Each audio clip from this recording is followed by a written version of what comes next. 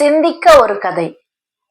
ஒரு மன்னருக்கு முன்னாடி ஒரு புலவர் போய் நின்று அந்த மன்னனை பாடுவதற்காக நிற்கின்றான். பாடுவதற்காக வாயெடுக்கின்ற பொழுது அந்த மன்னர் அவரை தடுத்து, நீ இப்பொழுது பாட வேண்டாம், நான் உனக்கு ஒரு சவால் விடுக்க விரும்புகின்றேன் அப்படின்னு சொல்றாரு. அந்த சவால்ல நீ ஜெயிக்க தயாரா அப்படின்றார். உடனே புலவன் சொல்றான், ஆணையிடுங்கள் மன்னரே, உங்களுடைய சவாலை நான் ஏற்றுக்கொள்ள தயாராகின்றேன் அப்படின்றான்.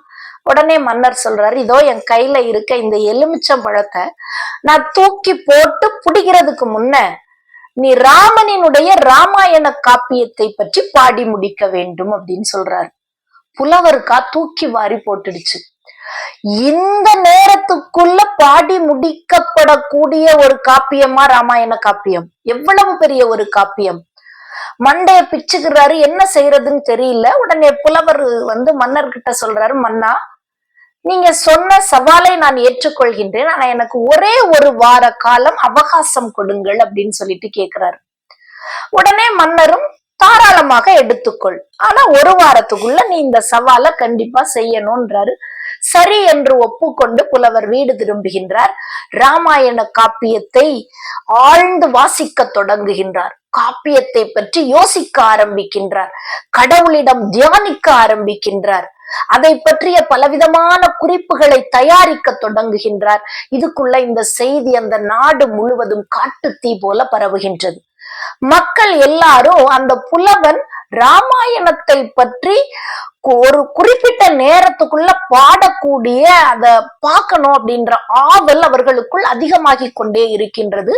அதற்கான நாளும் வந்துவிட்டது. நாட்டு மக்கள் மொத்த பேரும் அரண்மனையில் கூடுகின்றார். மன்னர் அரியணையில் அமர்ந்திருக்கின்றார். புலவர் வர்றாரு. மன்னர் புலவரை பார்த்து கேக்குறாரு, புலவா, தயாரா? இதோ இந்த எலுமிச்ச பழத்தை நான் தூக்கி போட்டு புடிக்கிறதுக்கு முன்ன நீ ராமாயண காவியத்தை பாடி முடித்து விட வேண்டும் அப்படின்றாரு. உடனே புலவரும் சொல்றாரு, சரின்றாரு. மன்னர் எலுமிச்ச பழத்தை தூக்கி அவர் கையில புடிக்கிறதுக்கு முன்ன ராமாயண காவியத்தை பாடுகின்றார். விட்டான் ராமன், கெட்டான் ராவணன் என்று பாடி முடிக்கின்றார். எல்லாருக்கும் என்ன அவர் சொல்ல வர்றாருன்றது புரியல. மன்னன் உட்பட எல்லாரும் முழிக்கிறாங்க. அது எப்படி ராமாயண காவியம் இந்த இரண்டு வார்த்தைக்குள் எப்படி அடங்கும்? விட்டான் ராமன், கெட்டான் ராவணன்றதுல எப்படி அடங்கியது அப்படின்னு கேக்குறாங்க. உடனே புலவர் விளக்குகின்றார். ராமன் சிறுபிள்ளையாக இருந்த பொழுது கூனியின் முதுகில் அம்பை விட்டான்.